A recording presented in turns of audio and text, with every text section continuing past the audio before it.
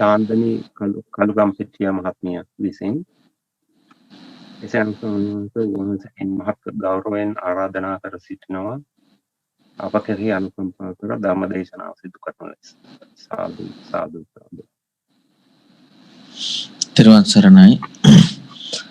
නමෝ තස්ස භගවතු අරහතෝ සම්මා සම්බුද්දස්ස. නමෝ තස්ස භගවතු අරහතෝ සම්මා සම්බුද්දස්ස. නමෝ තස්ස භගවතු අරහතෝ සම්මා සම්බුද්දස්ස. ශ්‍රද්ධාවන්ත පින්වතුනි, අද දවසේදී ඔබ මේ සූදානම් වන්නේ බුදුරජාණන් වහන්සේ විසින් දේශනා කරන්නට යෙදුන ඒ උතුම් ශ්‍රී සද්ධර්මය ඉගෙන ගන්නට. මේ සාකච්ඡාව තුළින් අපි කතා කරන්නට යෙදුණා බුදුරජාණන් වහන්සේගේ දහම හොයන්න යොමු වීම සමගම සෝතාපන්න ස්වභාවය නැත්නම් දර්ශනයෙන් සවිසුද්ධ වීම කියන කාරණාවේදී සක්කාය දිට්ඨි විචිකිච්ඡා සීලබ්බත පරාමාස කියන මෙන්න මේ සංයෝජන ධර්මයන් ප්‍රහාණය වෙන ආකාරය පිළිබඳව, ඒ සංයෝජන ධර්මයන් කොයි විදිහටද ක්‍රියාත්මක වෙන්නේ, මේ සියලු සංයෝජන ධර්මයන් ක්‍රියාත්මක වෙන්නේ සක්කාය දිට්ඨිය හා බැඳිලා, සක්කාය දිට්ඨිය හා එකතු වෙලා. සක්කාය දිට්ඨිය කියලා කියන්නේ තමා කියලා ගැනීම රූප, වේදනා, සංඥා, සංඛාර, විඥාන. මෙන්න මේ පංච උපාදානස්කන්ධය කියන ජීවිතේ නැත්තම් අපේ අත්දැකීම එකට කියනවා රූපණය, විඳීම, හඳුනා ගැනීම, දැන ගැනීම, සකස් වීම. මෙන්න මේ කාරණා ටිකට කියනවා ජීවිතේ. මේ ජීවිතයේ කෙරෙහි දකින්න කෝණය තමයි, දෘෂ්ටිය තමයි සක්කාය දෘෂ්ටිය වෙන්නේ. ඒ සක්කාය දෘෂ්ටිය තියෙන්නේ තමාය කියන කාරණාව එක්ක. ඒ තමාය කියන කාරණාව එක්ක ජීවිතයේ ඇති තැනදී විචිකිච්ඡා සීලබ්බත පරාමාසයන් යෙදෙන ආකාරය පිළිබඳව අපි සාකච්ඡා කරන්නට යෙදුණා. විචිකිච්ඡාව කියලා කියනකොට සැකය නැත්නම් පැවැත්ම පිළිබඳව තියෙන සැකය. පැවැත්ම පිළිබඳව තියෙන සැකය කියනකොට සබ්බාසව සූත්‍රයේ පැහැදිලි වෙනවා. අතීතයේ හිටියද නැද්ද? කවුද හිටියේ? කොහොමද හිටියේ? අනාගතේ ඉන්නවද නැද්ද? කවුද ඉන්නේ? කොහොමද ඉන්නේ? කොයි විදිහට ඇවිල්ලා කොහොම එනවද? දැන් ඉන්නවද නැද්ද? දැන් මේ හැම එකක්ම එන්නේ කුමක් ඇතිතනදීද? මේ සියලු දේම එන්නේ මේකට කියනවා අයෝනිසෝ මනසිකාරය. කියන අයෝනිසෝ මනසිකාරයක් ඉස්මතු වෙන්නේ, මේ විදිහ අයෝනිසෝ මනසිකාරයක් ඉස්මතු වෙන්නේ මොන යෝනිසෝ මනසිකාර නැති නිසාද? ආර්ය න්‍යාය කියන යෝනිසෝ මනසිකාරය ඉස්මතු නොවීම. පටිච්ච සමුප්පාද ධර්මය නැත්නම් චතුරාර්ය සත්‍ය ධර්මය මෙන්න මේ යෝනිසෝ මනසිකාරය ඉස්මතු නොවීමෙන් තමයි අතීතේ හිටියා. අතීතේ හිටියේ නැද්ද? අනාගතේ ඉන්නවා. අනාගතේ ඉන්නේ නැද්ද? කවුද අතීතේ හිටියේ? දැන් අපි මෙහෙම මේ වචනින් හිතනවා නෙවෙයි. දැන් බලන්න අපි අතීතය ආවර්ජනය කරනකොට, අනාගතය ආවර්ජනය කරනකොට මේ කරුණු පැහැදිලි වෙනවා. කජ්ජනී සූත්‍රයෙහිමත් සීකරොත් සීකර අතීතයේ මොකද්ද? රූපයක්, වේදනාවක්. අනාගතේ රූපයක්, වේදනාවක්. මේක තමයි ජීවිතය. ඉතින් අපට තියෙනවා අතීතයේ හිටියා කියන එක, අනාගතේ ඉන්නවා කියන ඔන්න එක දෘෂ්ටිය. ඊළඟට ඒක ඇති වුණාම අතීතයේ නැහැ කියලා පැත්තට යනවා. ඒ කියන්නේ අතීතයේ හිටියා කියන එක වැරදි නම්, අනාගතේ ඉන්නවයි කියන එක වැරදි නම්, දැන් ඉන්නවයි කියන එක වැරදි නම්, ඊළඟට මොකක්ද යන්නේ? අතීතයේ හිටියේ නැහැ, අනාගතේ ඉන්නේ නැහැ, දැන් ඉන්නේ නැහැ. එතකොට ඒක තව දෘෂ්ටියක්. මේ මොකද්ද මේකට කියන අයෝනිසෝ මනසිකාර. මේ තමයි විචිකිච්ඡාව ඉස්මතු වෙන හැටි. දැන් විචිකිච්ඡාවක් නෙමෙයි දෙන්නේ මේ ස්වභාවය පිළිබඳව. දැන් අතීතේ හිටියා කියන එක වැරදිද? එහෙනම් අතීතේ නැද්ද? ඒකත් වැරදි. දැන් මේ මානසිකාර කරන ක්‍රමයට විචිකිච්ඡා. දැන් අතීතේ කවුද හිටියේ? අනාගතේ කවුද ඉන්නේ? දැන් කවුද ඉන්නේ? දැන් ඔය පිළිබඳව ආයි මානසිකාරින් නැද්ද? ඒකත් විචිකිච්ඡා. එහෙනම් අතීතේ කොහොම ඉඳලා කොහොමද ඇති වුනේ? අනාගතේ කොහොම ඉඳලා කොහොම ඇති වෙනවද? දැන් කොහොම ඉඳලා කොහොමද මේ ඇති වෙන්නේ? ඔක එනවනේ ඊළඟට. ඒකත් විචිකිච්ඡාව. මෙන්න මේ විචිකිච්ඡාව කියන කාරණාව ඉක්මවනවා. මොකක් ඉක්මවීමෙන්ද? මේ අතීතයේ පිළිබඳව අනාගත වර්තමානයේ කියන මෙන්න මේ සියල්ලක්ම ඉක්මන සක්කාය දිට්ඨිය ඉක්මවීම. සක්කාය දිට්ඨිය එක තමයි මේක බැඳිලා තියෙන්නේ. තමාය කියන කාරණාව එකයි බැඳිලා තියෙන්නේ. ඒකත් එක තමයි සක්කාය දිට්ඨියත් එක්කමයි විචිකිච්ඡාව බැඳිලා තියෙන්නේ. සීලබ්බත පරාමාසය කියන කාරණාව විදිලා තියෙන්නේ ඒකත් එක්ක. අපි සීලයක් අරගෙන ඒක යම්කිසි හික්මීමකින් පරාමර්ශනය කරගෙන රකිනවා. මෙන්න මේ කාරණු ඔක්කොම අර කෙනෙක් මැදිහත් වෙලා සිදුවන දේවල්.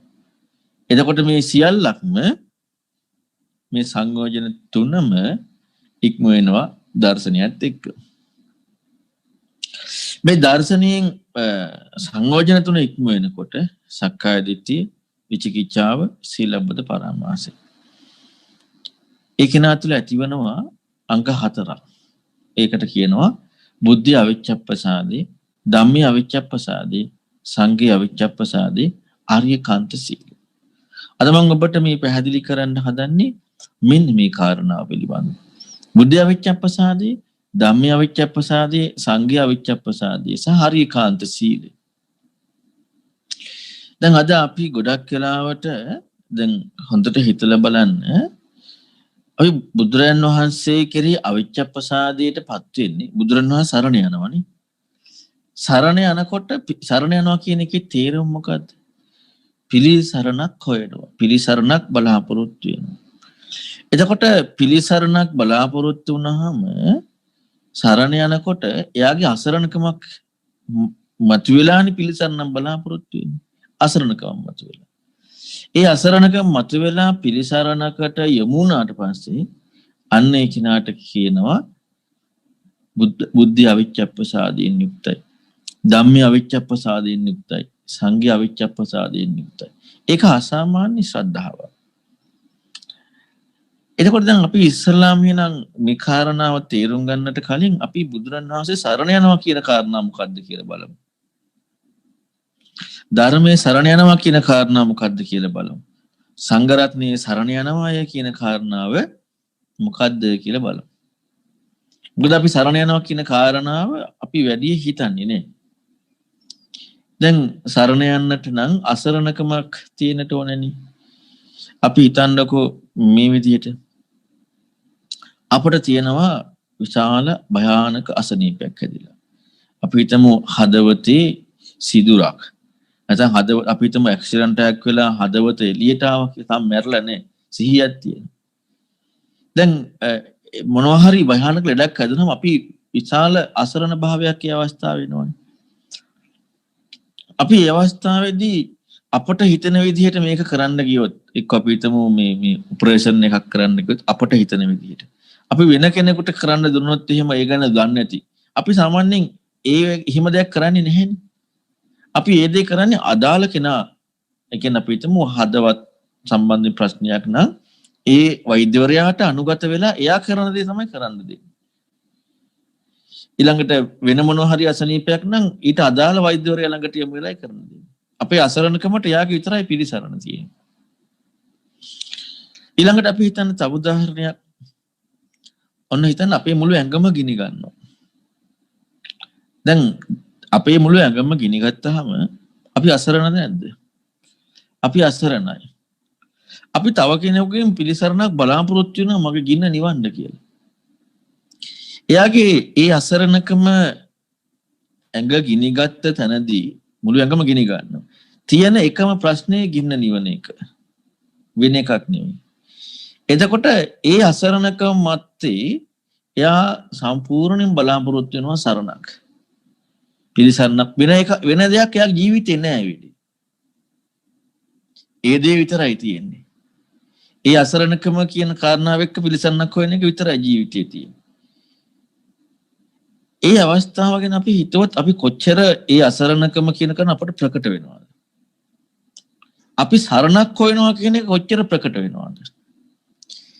මේ මුළු ඇඟම ගිනි ගන්නවා වගේ කියන උදාහරණයටත් එහා ගියපු දෙයක් තමයි මේ අපේ ජීවිතයේ සැබෑ ප්‍රශ්නය කියන එක. මුළු ඇඟම ගිනි ගන්නවා කියන කාරණාවටත් වඩා භයානක කාරණාවක් තමයි මේ අපේ සැබෑම ජීවිතයේ ප්‍රශ්නය.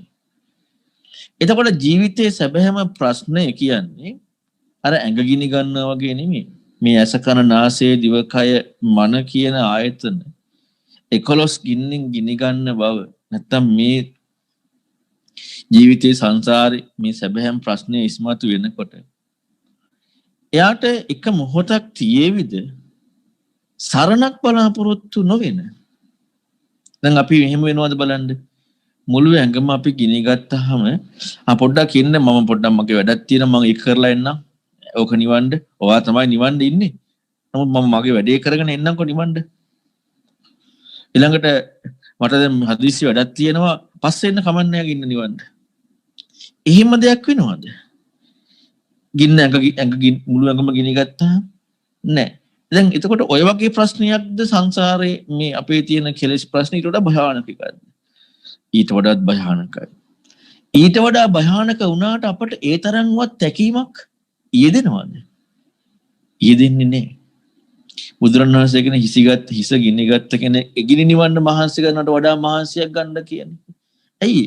ඒ ප්‍රශ්නේ තේරිච්ච කෙනාට එයාට පිළිසරණ පමණයි අවශ්‍ය. සරණ යෑමක් විතරයි අවශ්‍ය. අන්න යා බුද්ධං සරණං ගච්ඡාමි කියන්නේ ඔන්න ඔය විදිහට සරණ යනවා. අපට මොනවා හරි දෙයක් ලැබුණාම අද ගොඩක් තියෙන දේ තමයි ඔන්න අපි අපි සීලයක් රකිමි. දැන් හරි. දැන් මම හරි.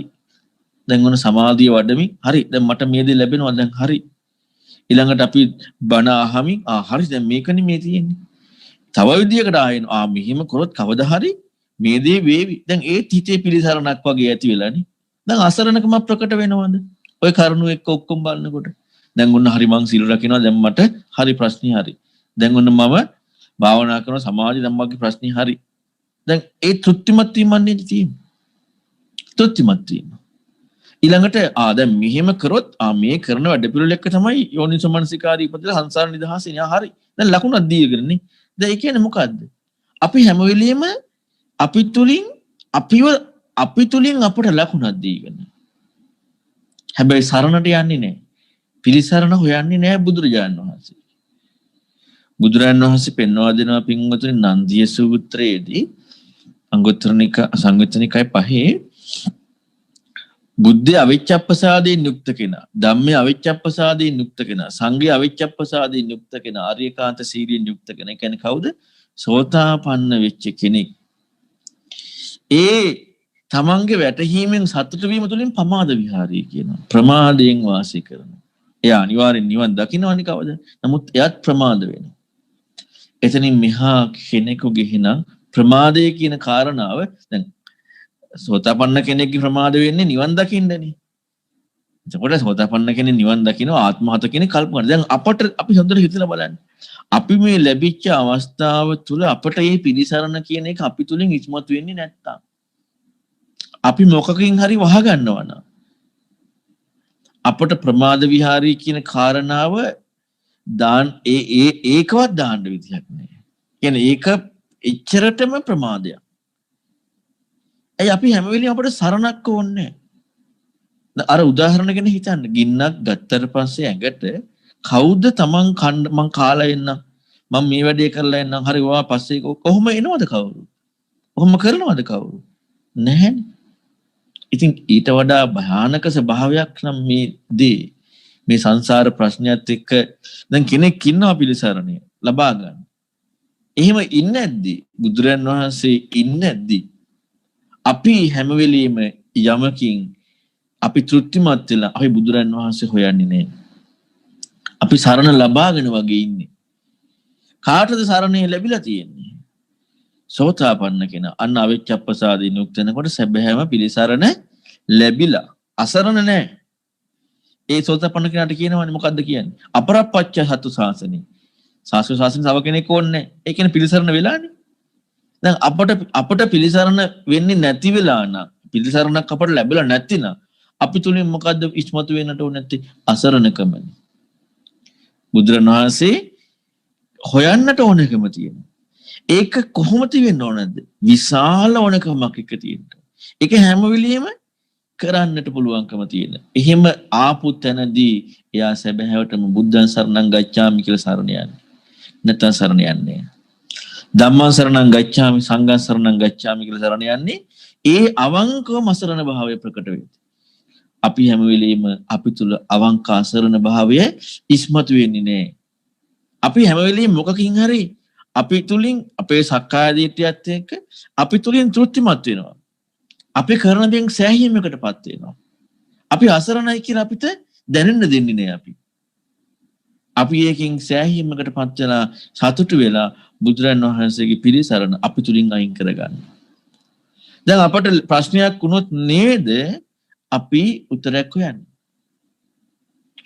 අපට අසනීපයක් නැත්තම් අපි සල්ලි ලක්ෂ ගණන් දීලා වෛද්‍යවරයෙක්ගෙන් බෙහෙත් ගන්නවද? නැහැ. අපි නිරෝගීන කරන්නේ නැහැ. එතකොට අපේ ජීවිතේ ප්‍රශ්නයක් නැත්තම් අපි උත්තරයක් හොයන්නේ නැහැ. අපේ ජීවිතේ මේ අසරණ භාවය ප්‍රකට කර එන්න දෙන්නේ නැහැ. අපි හැම වෙලෙම අපි කරන දෙයකින් අපි තෘප්තිමත් වෙලා අපිම හිතලා අපිම සංකල්පයක් දාගන්නවා. මෙහිම සිල් රැක්කහම නිවන් දකින්න මේ කරන වැඩේ හරි. මෙහිම භාවනා කරාම සමාධිය දුවහම වෙනවා. දැන් අපි පිළිසරණ වෙලා වගේ. මෙහිම පින්දහම් කරාම මෙහිම වෙනවා.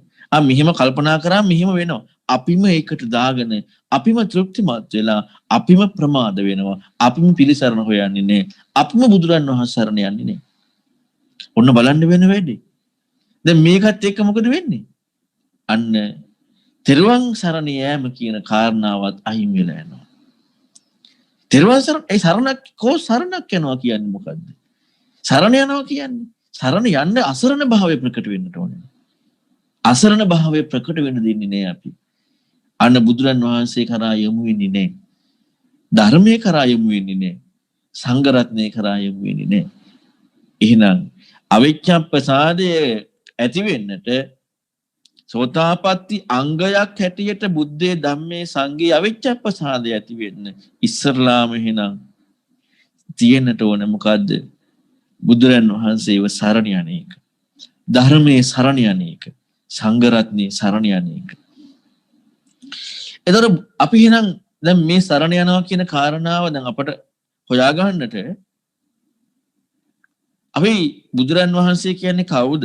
ධර්මය කියන්නේ මොකද්ද? සංඝ රත්නය කියන්නේ මොකද්ද? මේ කරුණු පිළිබඳව ඇහිීම තුලින් යම්කිසි නිර්වල් භාවයක් එන්නට ඕනේ. ඒ වගේම තමයි තමන් කියන කාරණාව එක්ක කිසිදු විදිහකින් තමන්ගේ තෘප්තිමත් වීමක් නොදෙන්නට ඕනේ. දැන් සරණ යන්න අසරණ භාවයක් නේ හම්බ වෙන්නට ඕනේ නැත්තේ. තමන්ගේ තෘප්තිමත් භාවයක් ලැබෙනවා නම් තමන් කරන කාරණාවෙන් තමන් හිතන විදිහෙන් තමන් ලබන විදිහෙන් දැන් ඔන්න කෙනෙක් ඉන්න පුළුවන් හොඳට සිල් රකින්නවා. හරි සතුටු වෙනවා. දැන් අසරණයිද? නැහැනේ. ඉතින් බුදුරණවහන්සේ සරණ යන්න ඕනේද? ඕනේ නැහැ. සමාධිය වඩනවා.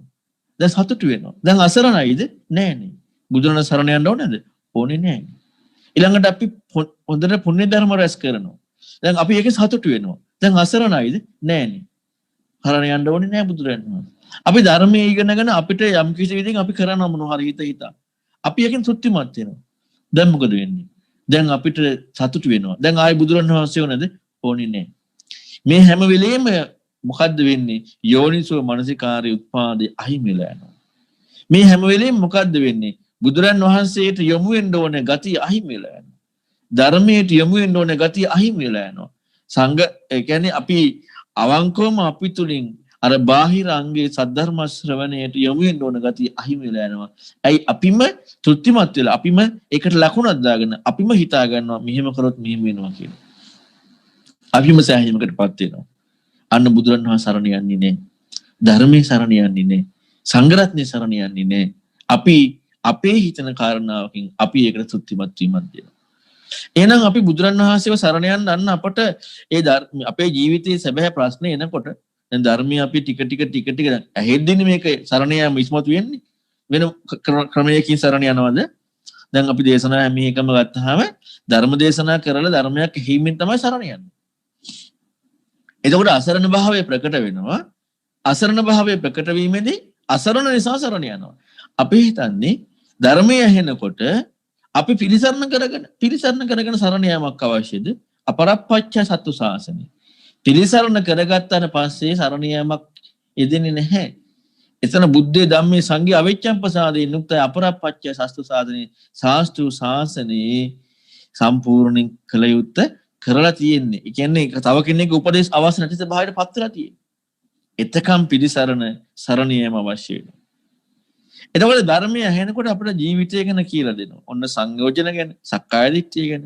මේ ප්‍රශ්නේ කියලා දෙනකොට අපට ඉන්නේ මොකද්ද? පුදුම ප්‍රශ්නයක් නේ තියෙන්නේ. පුදුම භයානකත්වයක් නේ තියෙන්නේ. පුදුම දැන් අපි ගත්තොත් ආදිත්‍ය පරියාය සූත්‍රය.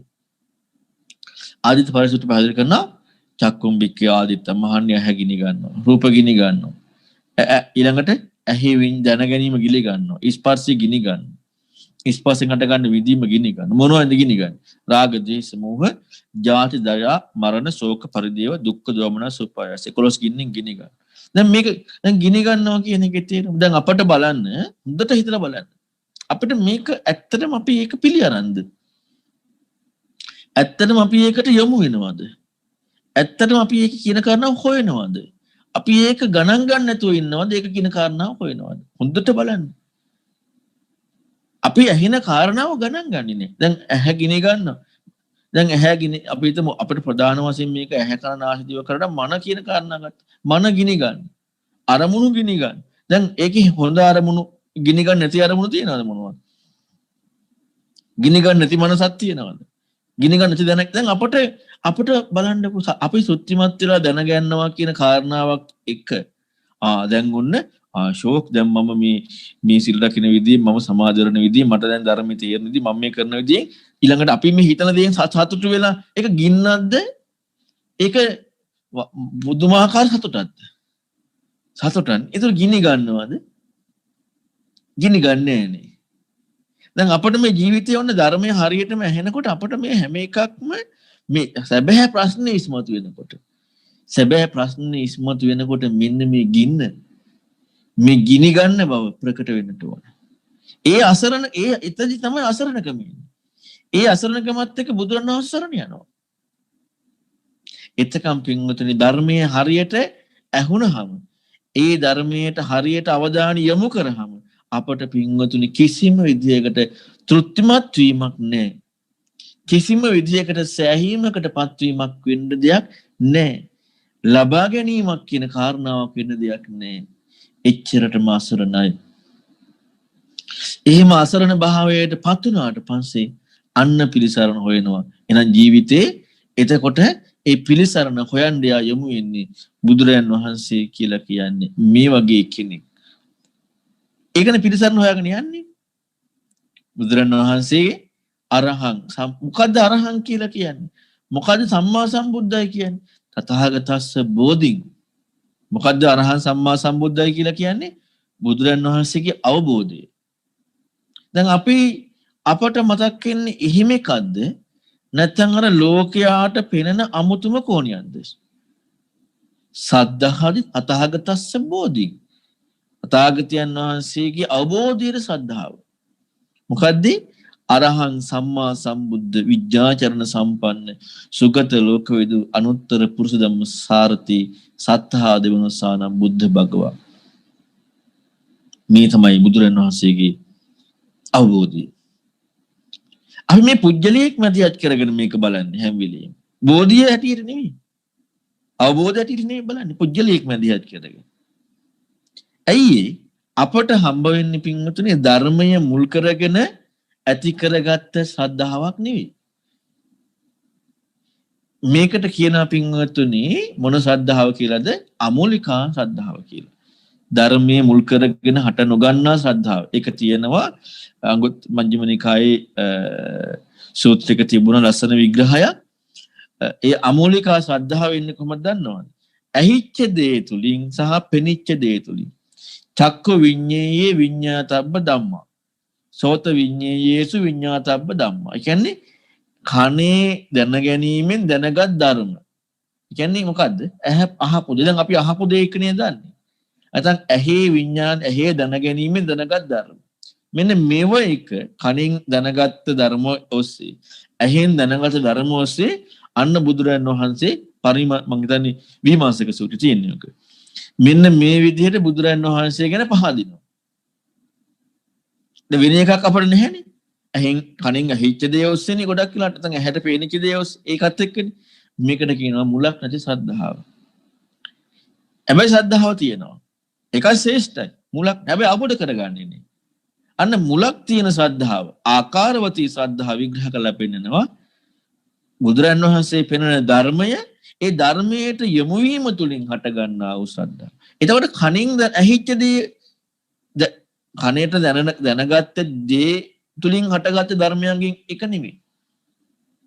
ඇහිච්ච ධර්මය ඒක විචක්ෂණය කරනකොට ඒ ධර්මය හොයාගත්ත කෙනා ඒ ධර්මෙ පෙන්නපු උත්තමයා හැබැයි අර ඒකේ තියෙන වටිනාකම ඉස්මතු වීමත් එක්කයි ඒ ශ්‍රද්ධාව වෙන්නේ. ඒකට කියනවා ආකාරවතී ශ්‍රද්ධාව. එතකොට දැන් අපිට මුලින් අමූලිකව තියෙන්න ඕනේ. හැබැයි දැන් අපි කරන්නේ දැන් හරිනේ. දැන් මේක තියෙනවනේ අපිට. දැන් අරකට යයිනේ. අපි හැම වෙලෙම කරන්නේ අර සරණ අයින් කරගන්න එක. අපි සෑහීමකටපත් වෙලා සරණ අයින් කරගෙන ජීවත් වෙනවා. ඒ නිසා අපිට එතනින් එහාට යන්න බැරි වෙනවා. හැබැයි ඊළඟට එතනින් එහාට යන්න බැරි වුණා නම් අහපව් වරදිනවමයි. මම හිතන්නේ ඊ සැරේ ඔබට කිව්වත් දන්නේ උදාහරණේ.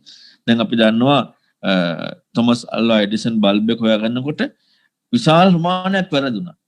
එතකොට වැරදිච්ච පාර අපි හිතමු 999ක් වැරදුනා කියලා.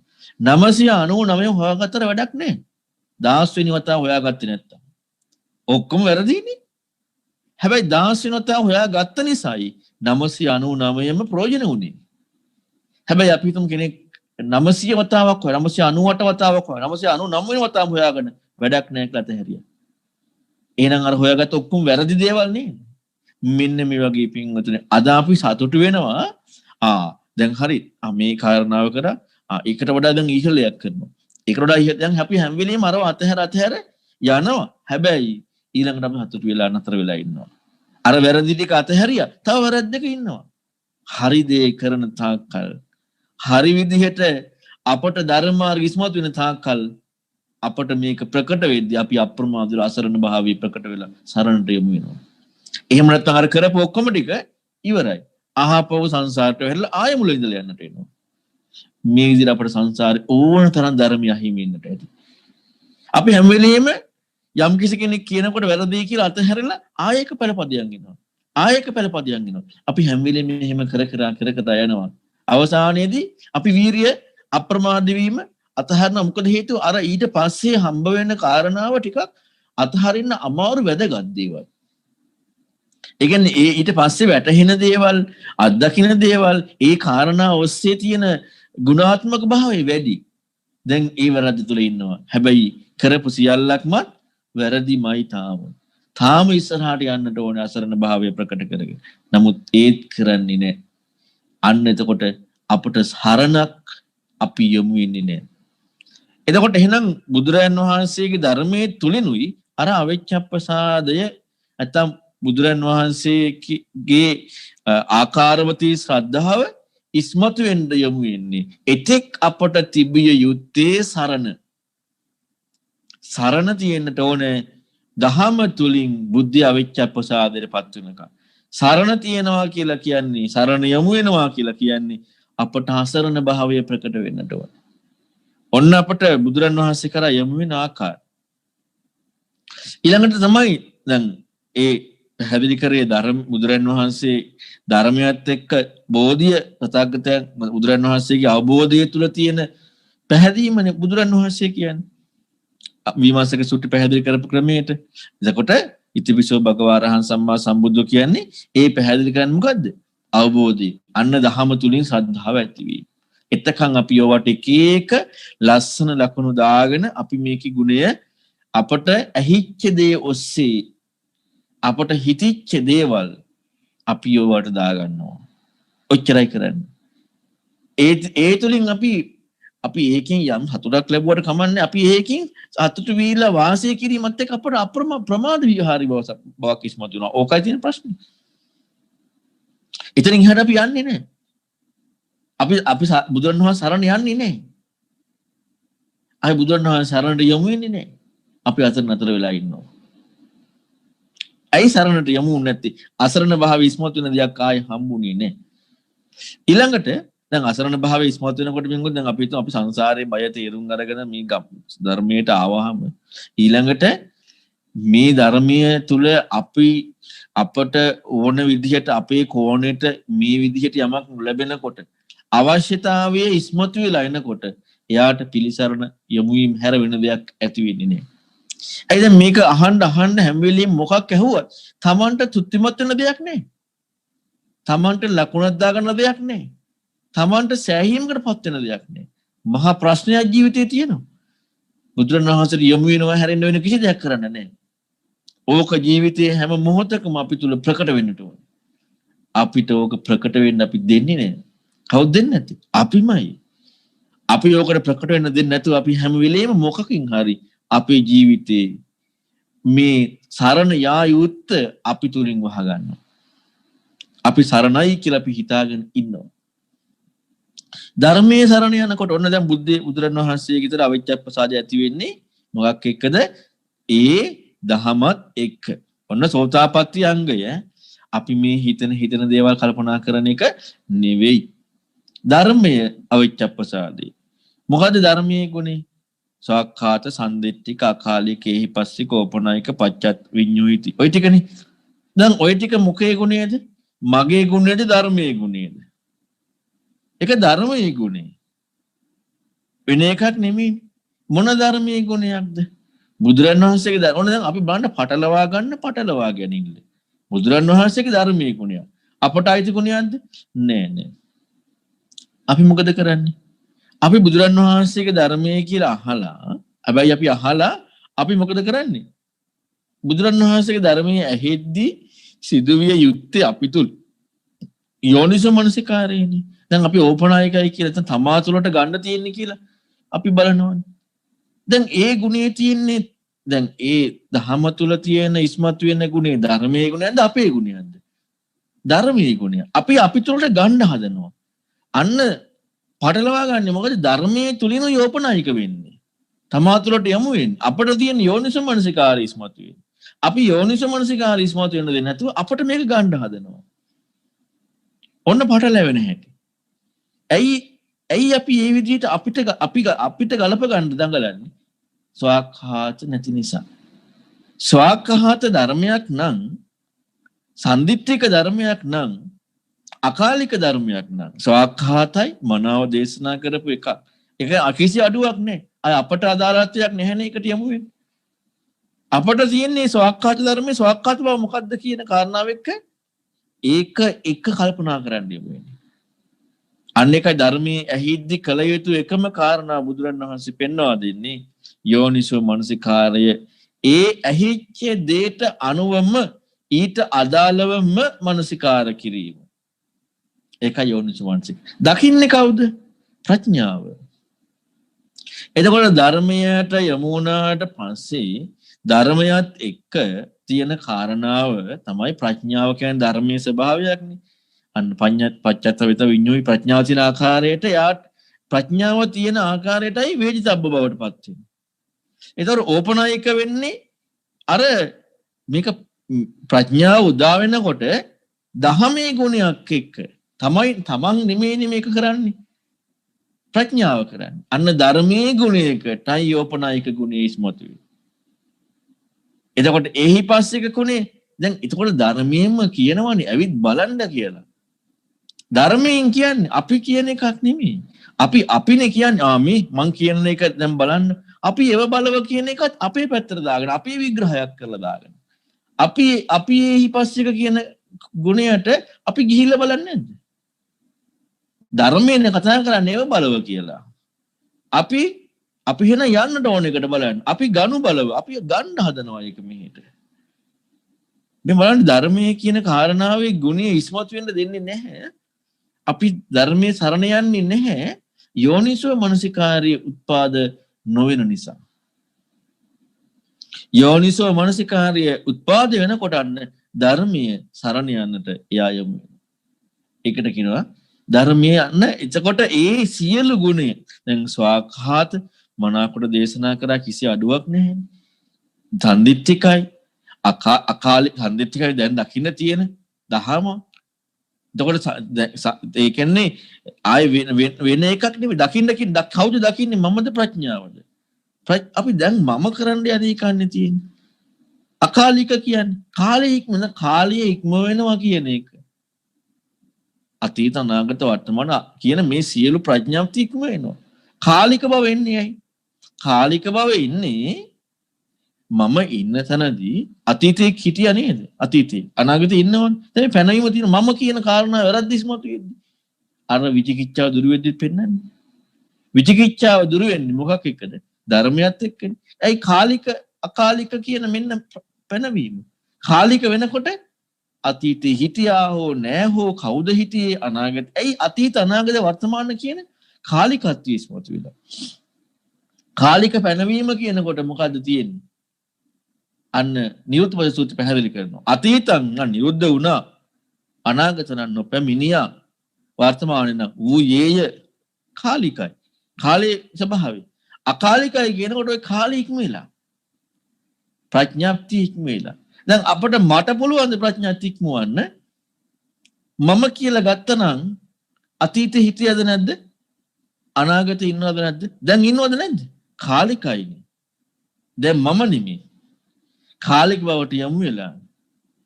එහෙමනම් බලන්න අපි කොයි විදිහට අපි යමු වෙලා ගියත් අපි බුදුරණවහන්සේගේ ධර්මයේ ගුණය හොයනවා කියලා ගියාට පින්වතුනි මොකද කරන්නේ? අපි හැම වෙලෙම කරන්නේ අපට තේරෙන ටික දාගන්න එක. අර අපි අසරණ භාවය අපට පිළිබිඹු වෙන්නේ නැහැ. අපි හිතාගෙන අපි සරණක් ඇති කරගත්තා කියලා. අසරණ භාවය පිළිබිඹු වීමයි සරණ ඇති වෙන තාක්කල් තිබිය යුත්තේ. නිසා සරණ හොයනවා. දැන් ඒක බලන්නකො ක්‍රියාවක් නෙදී. බුද්ධං සරණං ගච්ඡාමි. මම බුදුරණවහන්සේ සරණ යනවා. එන්නේ මම බුදුරණවහන්සේගෙන් පිළිසරණක් හොයනවා. පිළිසරණක් හොයන එකන්නේ. මම ධර්මයේ පිළිසරණක් හොයනවා. මම සංඝ රත්නයෙන් පිළිසරණක් හොයනවා. අපි හොයනවා කියන කාරණාව අපිට හැවිල්ලක් එන්නට ඕනේ. අපි හොයලා ඉවරයි කියලානේ අපට හම්බෙන්නේ. ඒකට අපි සුත්තිමත් වෙන්නේ. ඊළඟට මෙන්න මේ විදිහට මේ ධර්මයේ පිළිබඳ අවිච්ඡප්පසාදයෙන් යුක්තයි. අන්න බුදුරණවහන්සේගේ ඒ ශ්‍රාවකයාගේ ස්වභාවය. ඊළඟට සංඝ රත්නය. සංඝ රත්නය කියනකොට මොකක්ද අපට මතක් වෙන්නේ? ඔන්න ආය අපි වරද්ද ගන්න තැන. සුපටිපන්නෝ දැන් අපි පිළිසරණක් නියන්නේ අසරණ වෙද්දි. කාවද පිළිසරණ කරගන්නේ? සුපටිපන්න භගවතෝ ශාවක සංඝ. අපට සුපටිපන්න භගවතෝ ශාවක සංඝෝ කියනකොට මතක් වෙන්නේ සුපටිපන්න බවද සාරිපුත්ත මොග්ගල්ලාන මහා කාශ්‍යපාදී කෙනෙක්ද? බුදුරණවහන්සේ කෙනෙක් කියන්නේ නැහැ. දැන් සෝතා යදිදන් චත්තාරි පුරුෂ යුගානි අට පුරුෂ පුද්ගල. දැන් එතන ඒ කතා කරලා පෙන්නන්නේ අර සුපටිපන්න උජුපටිපන්න ඥායපටිපන්න සාමිච්චපටිපන්න මෙන්න මේ කාරණාවෙන් යුක්ත බව විස්මතු කරලා පෙන්නන්නේ. ඒ සෝතාපන්න සෝතාපට්ටි මාර්ග සකදාගාම දැන් ඒ කිසි දෙයක් යමක් එක්ක පැනවෙනවා නෙමෙයි. දැන් අපි අපේ කෝණයෙන් අපි නම් කරගත්ත ටිකක් තියෙනවානේ. අපි මෙන්න මේ සුපටිපන්න බව අපට ඉස්මතු වෙන්න දෙන්නේ නැතුව ඒක මොකද්ද කියන කාරණාව අපි හොයන්න ඉඩ දෙන්නේ නැතුව ඒ පිළිසරණකට යමු වෙන්න අපි ඉඩ දෙන්නේ නැතුව අපි සුපටිපන්නයි කියන එකට ලේබල් එකක් දාගෙන අපි සුපටිපන්නයි මෙයා කියලා අපි දාගත්තා. උජුපටිපන්නයි කියන ලේබල් එක දැන් උජුපටිපන්න බවක් නේ සුපටිපන්න බවක් නේ ඥායපටිපන්න බවක් නේ. ඔන්න ඕක අවිච්ඡප්පසාදයෙන් යුක්ත වෙනකොට මොකද වෙන්නේ? සංඝේ අවිච්ඡප්පසාදයෙන් යුක්ත හොතපත් යංගියා. එයානි සුපටිපන්න බව හම්බෙන්නේ. එයා සංගණයට යටත්. උජුපටිපන්න බව. එහෙනම් අපි දැන් හෙවි යුතුයි සුපටිපන්න කියන්නේ මොකද්ද? උජුපටිපන්න කියන්නේ මොකද්ද? ඥායපටිප අපි මේකට ලේබල් කරගත්ත වචනකින් සීමා වෙලා අපිට පටිපන්න බවක් හම්බ වෙනවා. අපි වචනකින් සීමා කරලා අපි ඒක සතුටු කරනවා. අපි හතුරු කරනවා. අපේ අසරණකමක් නැති බව අපි පෙන්න ගන්නවා. අපට පිළිසරණක් ඇති කරගත්ත බව අපි පෙන්න ගන්නවා. අපි හතුරු කරගන්නවා. ඔන්න ඔතනින් අතර වෙනවා. ඔන්න ඕක තමයි පින්වතුනි මුලින් අපට සිදුවිය යුතුයි බුදුරජාණන් වහන්සේ ධර්මයේ සංඝරත්නයේ සරණ යන්න මොකක් එක්කද? ඒ බුදුරජාණන් වහන්සේගේ ධර්මයේ ඇහිමේදී ඊට පස්සේ තමයි බුද්ධ අවිච්ඡප්පසාදේ, ධම්ම අවිච්ඡප්පසාදේ, සංඝ අවිච්ඡප්පසාදේ සිද්ධ වෙන්නේ. එතකන් බුද්ධේ, ධම්මේ, සංඝේ අවිච්ඡප්පසාදේ සිද්ධ වෙන්නේ නැහැ. එතකන් සිද්ධ වෙන්නේ අපි සරණක් හොයන එක. පිළිසරණ යමු වෙන එක. එහෙනම් හැම වෙලේම මොකද කරන්නේ? අන්න අහුම්කම් දෙනවා. බුදුරණන් වහන්සේ කියන එක මොකද්ද කියලා අහගෙන ඉන්නවා. ඒක තමයි මේ ලෝකේ කරන්න අමාරුම වැඩි. මේ ලෝකේ කරන්න අමාරු වැඩි මොකද්ද? බුදුරණන් වහන්සේට අහුම්කම් දෙන එක. හැම වෙලේම අපි කරන්නේ සමාජයේ තියෙන අපට තේරෙන කවුරු හරි කියපු අපට වැටහිච්ච දෙයක් බුදුරණන් වහන්සේ පෙන්නපු කාරණාවට අනුගත කරලා බලන එකත් ඒ තුලින් අපේ අසරණකම අපි නෑ කියලා අපි තුලින් අපි යොමු වෙන එක. අසරණකම ප්‍රකට වෙන්නේ නෑ, සරණ යන්නේ නෑ. එතකොට අන්න එහෙනම් ඒකේචි බුද්ධං සරණං ගතාසෙන තින්ගමේ සන්ධි අපායන් කියලා බුදුරණන් වහන්සේ පෙන්වා දෙන්නේ. ඒ කියන්නේ සරණ යනවා නන්නේ. ඉතින් සරණ යන්නේ නැත්තම් එහෙම කියන්න පුළුවන්ද? යමෙක් බුදුරණන් වහන්සේ සරණ ගියා නම් ඔහු හතර පාය යන්නේ. ඒ කියන්නේ ඔහු මේ ඊළඟ ජීවිතේ සුගතියට යනවා. බුදුරණන් වහන්සේ සරණ ගිහිල්ලා නැත්තම් අපි හැම වෙලේම බුදුරණන් වහන්සේ පෙන්නපු කාරණාව අපට තේරෙන දෙයකින් සමාජීය විග්‍රහයකින් අපි ඒකින් සෑහීමකටපත් වෙලා අපි අසරණ බව නැහැ කියලා අපි තුල සෑහීමකටපත් වෙලා ඉන්නවනම් සෝතාපන්න නෙමෙයි බුද්ධං ඔහු බුදුන් සරණ ගියාමක් වෙලා තියෙනවද? නෑ. එහෙනම් ඊළඟ ජීවිතේ සුගතියට යනවා කියන කාරණාව යෙදෙන්නෙත් නැති වෙනවා. එහෙනම් බලන්න මේ සංසාරේ මේ භයානකත්වයේ මේ කරුණු ඉස්මතුලා එනකොට මේ අසරණ භාවය ප්‍රකට වෙනකොට අපට අර සරණට යා යුතු වෙනවා. පිළිසරණක් හොයාගෙන යා යුතු වෙනවා. අපේ මාන්නය, අපේ සක්කාය දිට්ඨිය, අපි කියන කාරණාව, අපේ හැඟීම මේවත් එක තමයි අපට බැරි වෙන්නේ ඒ බුදුරන් වහන්සේ සරණ යන්න, ඒ ධර්මයේ සරණ යන්න, ඒ සංඝරත්නයේ සරණ යන්න. අපි අපට හිතිච්ච දෙයක් දාගෙන මේකයි බුදුරන් වහන්සේ කියන අපි ඒ හැම එකම අපේ රාමුවට කොටු වෙලා අපි දාගත්ත දේවල්. තමයි කියන කාරණාවට කොටු වෙලා දාගත්ත දේවල්. එතකොට ඔන්න බුද්ධ අවිච්ඡප්පසාදේ, ධම්ම අවිච්ඡප්පසාදේ, සංඝ අවිච්ඡප්පසාදේ. ඔන්න ඔකට යොමු වෙන්න ඕන විදිය වෙන ක්‍රමයකට නෑ. ඊළඟට අරියකාන්ත සීලය. හතරවෙනි සෝතාපට්ටියන්ගේ. දැන් අපට හැම වෙලේම තියෙන කාරණාව තමයි අපි මේ සීලයක් රකින්නේ, සීලයක් ආරක්ෂා කරන්නේ මොකක් එක්කද? සීලවත කියනවනේ. කලහයි වාල චූලවිව මහා යෝසූත් වලින් පැහැදිලි කරන්නේ. සීලවතයකින් නිවන් දකින්න බෑ, සීලවත නැතුවත් බෑ. සීල හික්මීමේ ක්‍රමයක්. හික්මීමේ පිළිවෙලක්. මේ කියන සීලවත. එතකොට හික්මීමේ පිළිවෙලක් එක්ක ඒක ග්‍රහණය කරගෙන තියෙනවා. හික්මීමේ පිළිවෙලක් එක්ක ඒ සමාදන් වීමක් ග්‍රහණය කරගත්තාම මොකද වෙන්නේ? ඒ ග්‍රහණය කර ගැනීම ඇති වෙන්නේ ඇයි? මමය තමාය කියන කාරණාව එක්ක. දැන් තමාය කියන කාරණාව ඉක්මෙච්ච තැනදී ඒ සීලයක් නැත්නම් හික්මීමක්, සීල කියන එක කියන හික්මීමනේ, හික්මීමේ වතක්. ඒ කියන්නේ හික්මීමේ යම්කිසි වැඩපිළිවෙලක් ග්‍රහණය කර ගැනීමක් නැහැ. අන්න එතකොට ඔහුගේ ස්වභාවය තමයි ඔහු සීලයේ හික්මීම පිළිබඳව පැහැදිලි කරන්නේ ආර්යකාන්ත සීලය. සීලය කියන්නේ හික්මෙනවා ආර්යකාන්ත.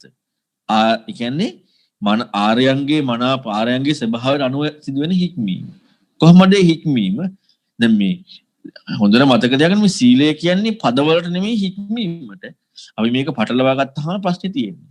එතකොට මේ හික්මීමේ ස්වභාවය මොකද්ද? ආර්යයන්ගේ ස්වභාවය හික්මීම. කොහොමද හික්මෙන්නේ? අචින්දේහි, අසබලෙහි, අකර්ම. ඒ කියන්නේ දැන් ඒ හික්මීම කියන කාරණාව ආයි වෙනස් වෙන්නේ නැහැ. දැන් මේ පද කතා කරන්නේ නැහැ මෙතන. ඒ හික්මීම කියන කාරණාව ආයි සිඳෙන්නේ නැහැ. ඒ ක්‍රමයේ ආයි සිඳෙන්නේ නැහැ. ඒක කැඩෙන්නේ නැහැ ඒ ක්‍රමේ. නැති වෙලා යන්නේ නැහැ ඒ ක්‍රමේ. විනාශල යන්නේ නැහැ ඒ ක්‍රමේ. ඒ වගේම තමයි ග්‍රහණය කර ගැනීමක් නැහැ ඒ ක්‍රමේ. පරාමර්ශනය කර ගැනීමක් නැහැ ඒ ක්‍රමේ. ඒ පරාමර්ශනය කර ගැනීමක් තියෙනවා නම් එතන මොකද වෙන්නේ?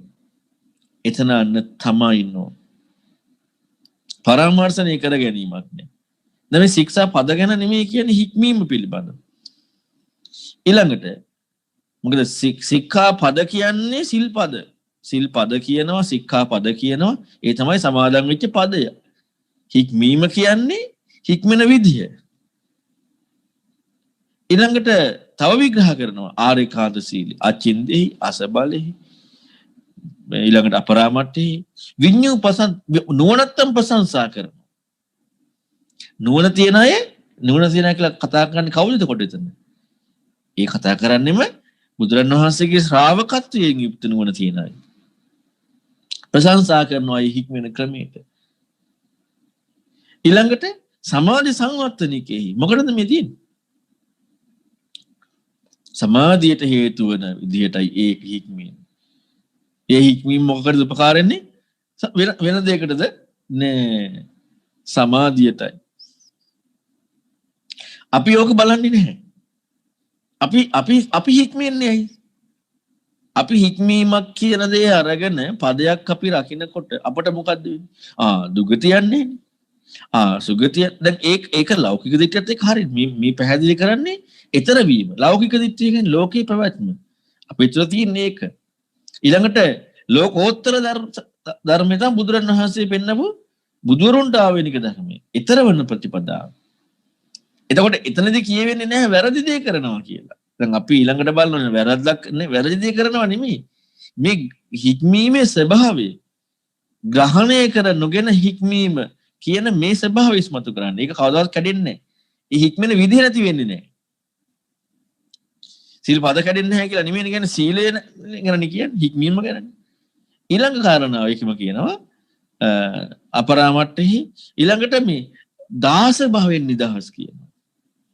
දාස භවෙන් නිදහස් කියන්නේ බුජිස්සෙහි කියලා වචනයක් තියෙනවා. දාස භවෙන් නිදහස්. ස්වාධීනයි. ස්වාධීනයි කියන්නේ දහස වෙන්නේ මොකකටද? හිතට, තමාට. හිතට නෙමෙයි එතන තමා කියන කාරණා. සක්කාය දිට්ඨියත් එක්ක තියෙන්නේ තමාට දාස වෙලා. තමාට කියන දාසත්වයෙන් නිදහස්.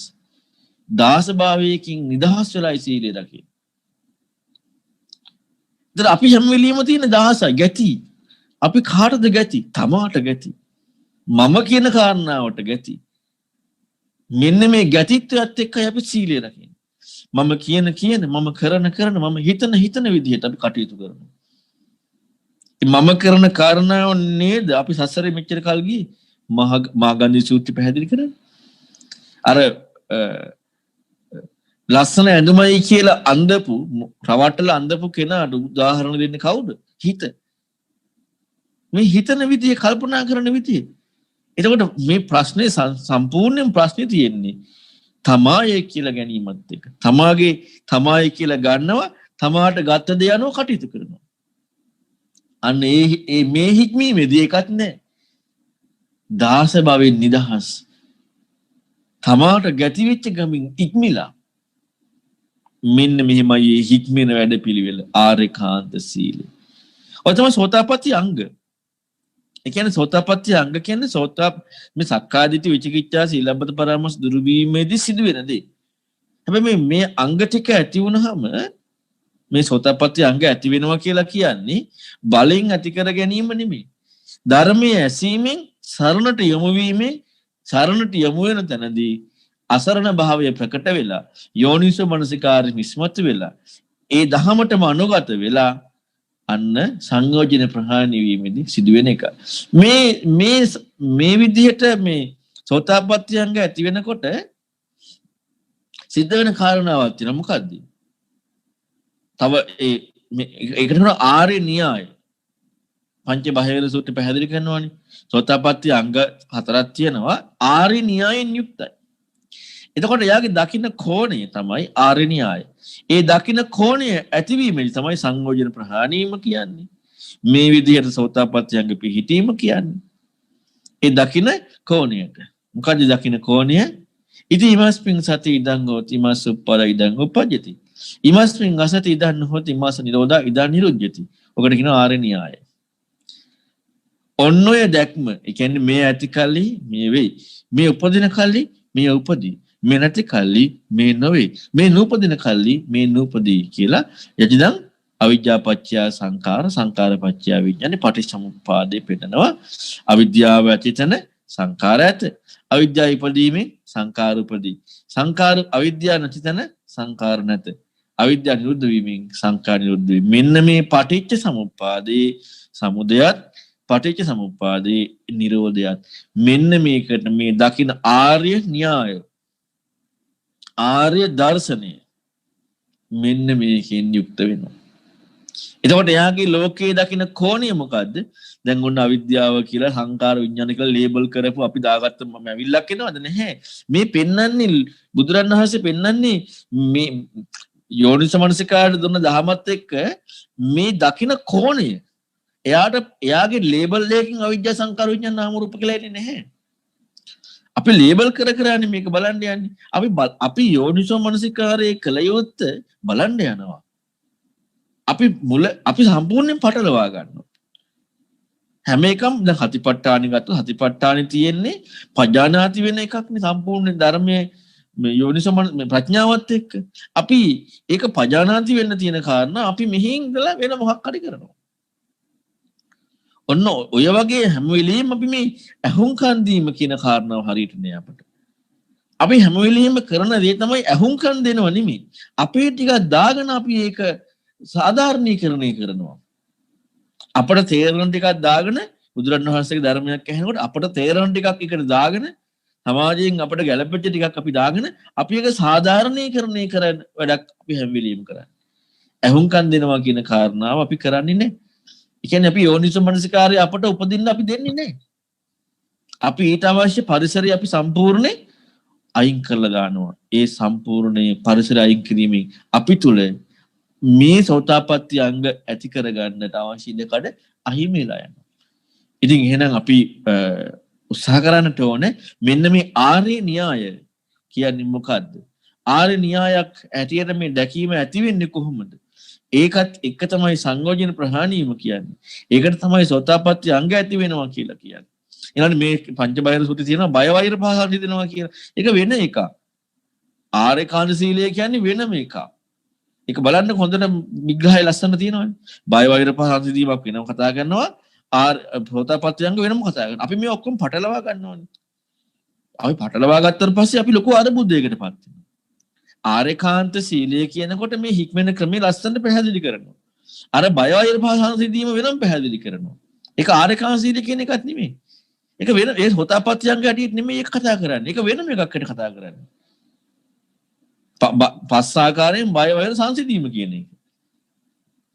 ඉතින් මෙන්න මේ කාරණා අපි හොඳට තේරුම් ගත්තොත් තමයි පින්වතුනි අපට මේ ධර්මයට ඉඩක් තියෙන්නේ. ඉතින් ඒ නිසා මම හිතන්නේ ඔබට අපි කතා කරන්නට යෙදුනා බුදුරයන් වහන්සේ කියන්නේ අපි මේ ධර්මයේ කියන්නේ මොකද්ද ධර්මයට යොමු වෙන්නේ කොහොමද ඊළඟට යෝනිසෝ මනසිකාර ඉදීම කියන්නේ මොකද්ද සංයෝජන ප්‍රහාණය වෙනවා කියන කාරණාවක් වෙන්නේ කොහොමද ඊළඟට සංයෝජන ප්‍රහාණය වීමෙන් දැන් අදාළ කතා කරා මේ සෝතාපට්ටි අංග කියන්නේ මොකද්ද ඒකට යොමු වෙන්නේ කොහොමද ඊළඟට ඒ පිළිසරණ සරණට යොමු වෙන්නේ කොහොමද සෝතාපට්ටි අංග ඇති වෙච්ච කෙනාගේ න්‍යාය මොකද්ද ඉතින් ඒ නිසා මෙන්න මේ න්‍යාය පිළිබඳව අපට කතා කරන්න පුළුවන් පින්වතුනි ඊළඟ සාකච්ඡාවලදී මේ ආර්ය න්‍යායට අපි යොමු වෙන්න කොහොමද සිදු වෙන්නට ඕනත් ඒ ධර්මයත් එක්ක කියන එක. එහෙනම් පින්වතුනි අපි ඔබට මම හිතන්නේ අපි පැයක ආසන්න පැයක් පමණ කාලයක් මේ සාකච්ඡා ධර්ම දේශනාව සිදු කරන්නට යෙදුණා. ඔබට දැන් තියෙන ප්‍රශ්න පොඩි වෙලාවක් ප්‍රශ්න තියෙනවා නම් අහන්න පුළුවන්. මේ ප්‍රශ්න වලට දැන් අවස්ථාව තියෙනවා පොඩි වෙලාවකට. දතිරවත් සරණයි.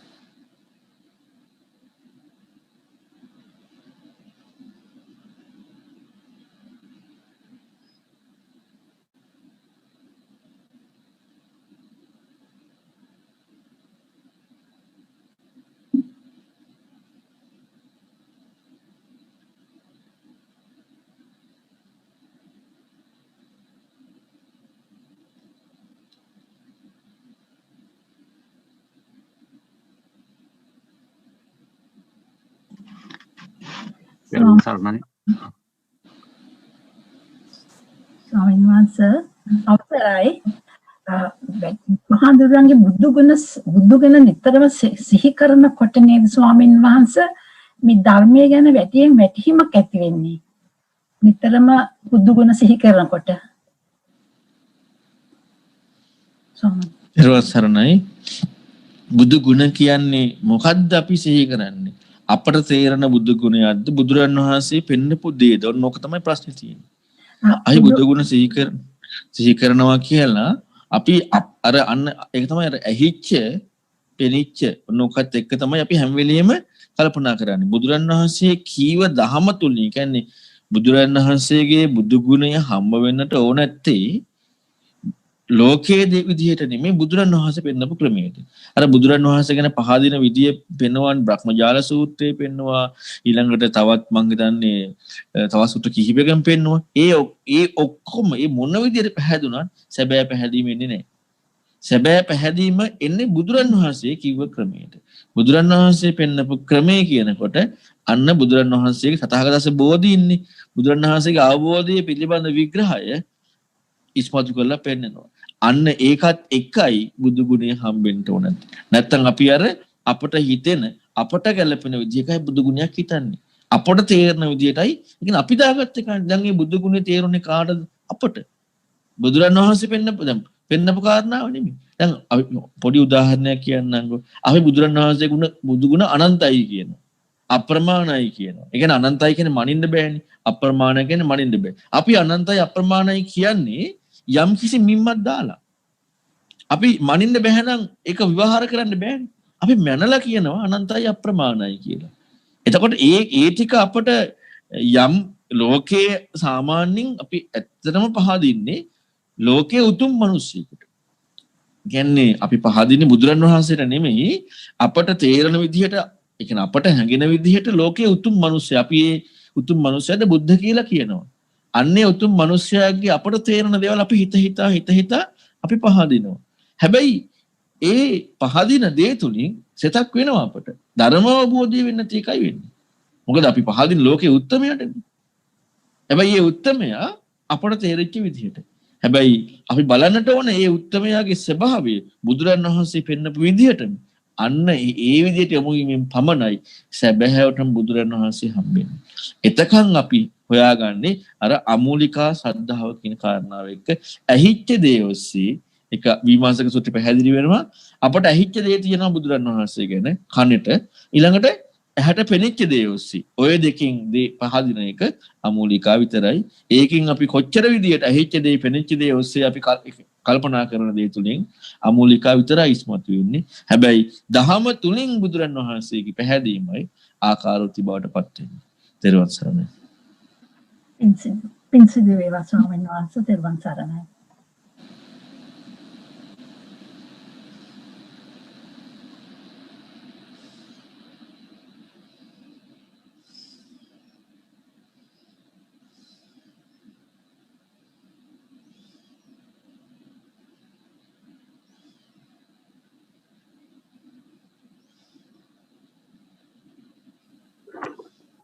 ස්වාමීන් වහන්සේ වහන්සේ කිය විදිහට දැන් අපි අමූලික සද්ධාවේ තමයි දැන් අපිට හිතා ගන්න පුළුවන් මම ගැන කියනවා නම් මම ඉන්නේ අමූලික සද්ධාවේ. එතකොට මූලික සද්ධාවට යන්නේ කියන්නේ ආකාරෝති සද්ධාවට යන්න මේ මූලික අවස්ථාවේ ඉඳලා ඒක දියුණු කරගෙන මානසිකාර කිරීමෙන්මයි ඒක කළ යුත්තේ. එහෙම නේද ස්වාමීන් වහන්සේ අදහස් කරන්නේ නැත්නම් තෙරුවන් සරණයි. ධර්මයේ බුදුරන් වහන්සේ පෙන්නපු ධර්මය අහලා ධර්මයට අනුව මානසිකාර කිරීමෙන්මයි ආකාරෝති ශ්‍රද්ධාව හම්බ වෙන්නේ. බුදුරන් වහන්සේගේ ධර්මය අහලා ඒ ධර්මයට අනුව අපේ කිසිම දෙයක් ඒකට එකතු කරන්නේ නැතුව බුදුරන් වහන්සේගේ ධර්මයට අනුව මානසිකාර කිරීමෙන් තමයි ආකාරෝති ශ්‍රද්ධාව ඉස්මතු වෙන්නේ. ඒක විමර්ශක සූත්‍රයේ පැහැදිලි වෙනවා. තෙරුවන් සරණයි.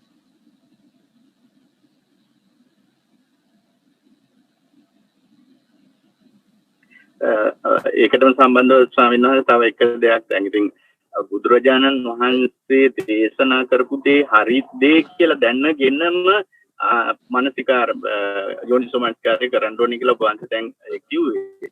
ඉතින් සමහර විට අපිට දැන් අපිත් ස්වාමීන් වහන්සේලාගේ ධර්ම දේශනාවල අපේ කල්යාණ මිත්‍ර ස්වාමීන් වහන්සේලාගේ ධර්ම දේශනාවලින් තමයි අපේ යම් කිසි දැනුමක් ගන්නවා නම් මොකක් හරි මානසිකාර කරන්න ගන්නෙ. ඉතින් ඔතන කියනකොට දැන් අපටත් දැනෙනවා එක එක ස්වාමීන් වහන්සේලා තිනුත් සුළු වෙනස්කම් තියෙනවා ඒ කරන විදිහ. ඉතින් අපි කොහොමද ඉතින් අපි හරිද මේකයි හරිද මේ වැරදිද මේකයි කියලා ඉතින් ගන්න ඔතෙන්දි තෝරලා බේරලා ගන්න අපටත් සමහර වෙලාවට අපහසුතාවයක් වෙනවා.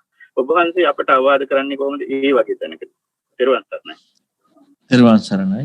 යම් කිසි කෙනෙකුගේ ධර්ම දේශනාවකදී තමන්ගේ මතයක් ඉදිරිපත් වෙනවා නම් තමන්ගේ අදහසක් ඉදිරිපත් වෙනවා නම් අලුතෙන් අහව බුදුරන් වහන්සේව ඉස්මතු කරන්න ඕනේ නැහැ. බුදුරන් වහන්සේ ගැන අපි වෙනම කියනවා තමන්ගේ අදහසක් ඉදිරිපත් වෙනවා නම් ඒක බුදුරන් වහන්සේගේ ධර්මයේ නෙමෙයි. එයා මොනවාරි අපි දේශකයෙක් යම් කිසි කෙනෙක් මොනවාරි විදිහකට කරුණ ටිකක් හොඳට පැහැදිලි කරලා පෙන්නනවා. එතකොට මේ පැහැදිලි කිරීම තුලින් දේශකයාව ඉස්මතු වෙනවා. ඉස්මතු වීමේදී දේශකයා කියනවා මේකයි බුදුරන් වහන්සේගේ ධර්මය කියලා වෙනම ඉස්මතු කරවන්නට ඕනේ. එහෙම කරවද්දී හැබැයි බුදුරන් වහන්සේගේ ධර්මයක් නිසා නෙවෙයි ඒක සිදු වුනේ. දේශකයන් වහන්සේ දේශනා කරද්දී කිසිදු විදිහකින් බුදුරන් වහන්සේව වචනයකින් ඉස්මතු කරන්නේ නැතුව කියන කාරණාවෙන් දේශකයාව ඉස්මතු නොවි කිසිදු විදියකින් දේශකයාව ඉස්මතු නොවි බුදුරන් වහන්සේවම ඉස්මතු වෙනවා නම් එතන බුදුරන් වහන්සේගේ ධර්ම කතා වෙලා තියෙනවා. ඉතින් ඒ නිසා අපි ඒකත් තේරුම් ගන්න අය බලන්නට ඕනේ ඇත්තටම මේ දේශනාව බුදුරන් වහන්සේගේ තියෙන කාරණාවක්ද කියලා මේ අපි ගත්තොත් බුදුරන් වහන්සේ පෙන්වා දුන්න ඒ ධර්මය අපි ඉගෙන ගන්නට ඕනේ. නැත්නම් අපට එක එක්කිනා කිව්වට අපි එක කොච්චර කරත් අපි මොකකින් හරි කොටු වෙලා යනවා. අද ඕන තරම් තියෙනවා අපට ඉගෙන ගන්න අවස්ථාව.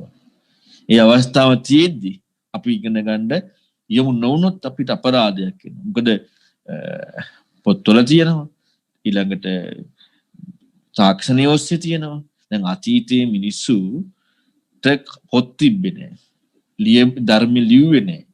ඊළඟට sannivedana පහසුකම් තිබ්බේ නැහැ. මෙලෝදියක් නැතුව මේ මිනිස්සු ධර්මي මතක තියාගත්තා. මේ මිනිස්සු ආબોධ කරා. දැන් අපිට පොත් තියෙනවා. පොත්වල තියෙනවා. ඊළඟට sannivedanaya වෙන ක්‍රම තියෙනවා. ඒත් මතක නැහැ. ඒත් අපි ඒකට අධ්‍යයනයට යොමු වෙන්නේ නැහැ. එතකොට මොකද වෙන්නේ? ඇත්තටම අවබෝධ කරන්න බෑ. එහෙනම් අපි බුදුරන් වහන්සේගේ සැබෑ බුද්ධ වචනේ මේ පළවෙනි සංගායනාවේදී ආනන්ද මහරහතන් වහන්සේ ඉදිරිපත් කරපු දේ. මොකද ආනන්ද මහරහතන් වහන්සේනේ බුදුරන් වහන්සේගේ ධර්මයේ සියල්ලක් දරාගත්තේ අග්‍රෝපස්ථායක වෙච්ච ඉල්ලීමක් කරානේ. මම අග්‍රෝපස්ථායක වෙන්න මට මේ ඉල්ලීම් ටික දුන්නොත් කියලා. කියන්නේ බුදුරන් වහන්සේ බුදු වෙච්ච මොහොතේටම පින්නම් පාන මුස දක්වා දේශනා කරපු සියලු ධර්ම මට නැවත කියන්න ඕනේ කියලා කිව්වානේ. ඉතින් ඒ ආනන්ද ස්වාමීන් වහන්සේනේ පළවෙනි සංගායනාවේ ඉදිරිපත් කරේ ඒවම් මේසුතන් වශයෙන්. අන්නේ ඉදිරිපත් කරපු ධර්මය අපි ඉගෙන ගන්නට ඕනේ. ඒකේ වැදගත්කම ප්‍රකට වෙන ප්‍රකටන අපි ඒ ධර්මෙ ඉගෙන ගන්න. ඇත්තටම අද මං හිතන්නේ ඕන තරම් අපිට ඉගෙන ගන්න අවස්ථාවක් තියෙනවා. දැන් මමත් මේ කාලේ බොහෝ වෙලාවට මේ ගිහි ඇත්තන්ට ඉගෙන ගන්නත් මට උපකාරයක් පිණිස බොහෝ වෙලාවට අපි කරනවා. ඒ බුදුරන් වහන්සේගේ දේශනාව තියෙන ඒ විදිහටම ඒකේ තියෙන සෑම වචනයක් ඔස්සේම ඒකේ තියෙන සෑම විග්‍රහයක් ඔස්සේම අපි සාකච්ඡා කරනවා. දැන් අපි අංගුත්තර නිකාය 1 කරලා ඉවරයි. දෙකේ තව එක දවසයි කරන්න තියෙන 3 කරලා ඉවරයි. ඊළඟට 4 පටන් ගන්නවා. දැන් 5 කරනවා. සංයුත්ත 1 කරලා ඉවරයි. 2 කරලා ඉවරයි. 3ක් කරනවා. 4ක් දැන් කරනවා. මජ්ක්‍ධිම නිකාය 1 ඉවරයි. මජ්ක්‍ධිම නිකාය 2 දැන් ගොඩක් ඉවරයි. ඉතින් ඕනකම තියෙන කෙනා අර පොතත් අරගෙන දේශනාවත් අරගෙන මේකේ තියෙන එකමද මේ කියන්නේ මේ තමන්ගේ අදහසක් ඉස්මතු වෙන්නේ නැද්ද මෙන්න මේ විදිහට ඉගෙන ගන්න යමු වෙනවා. ඒක තමයි අපි ශාස්ත්‍රඥ වහන්සේ සරණ යනකොට අපට ඒකට එකතු වෙලාම කරන්නට ඕන. එතකොට තමයි අපට සැබෑවටම ඒ සිපුරුසු බුද්ධ වචනේම යමු වෙන්න පුළුවන්. විශේෂයෙන් මතක තියාගන්න ඕන කාරණාවක් තමයි යම්කිසි දේශකයකින් තමන්ව ඉස්මතු වෙනවා නම් තමන්ගේ හැකියාව ප්‍රකට කරලා පෙන්නනවා නම් තමන්ට වැටහෙච්ච දේ කතා කරනවා නම් ඒක වෙනමව බුදුරණවහන්සේ ගැන කියන්න ඕනේ නම් එතන බුදුරන් වහන්සේගේ ධර්මයක් නෙමෙයි.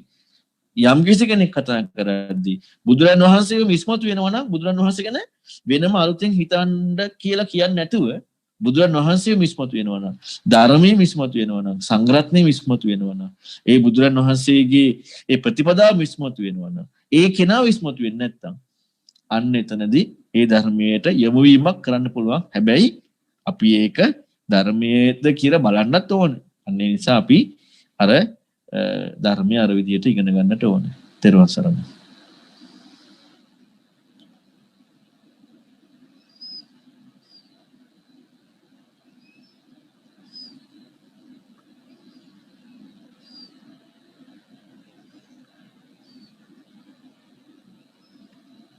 සාදු සාදු සාදු.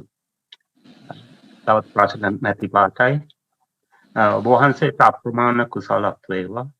ඊතා වටිනා ධර්ම දේශනාවක් සෝතාපට්ටි අංග ඇසුරෙන් අපගේ අසරණකම හා නිවැරදි ක්‍රමයට පිළිසරණ සොයා යාම පිළිබඳව මනා පැහැදිලි කිරීමක්. ඔබ වහන්සේට ආරාධනා කර සිටිනවා අද දින දේශනාව මේ අවස්ථාවේදී නිමා කිරීමට.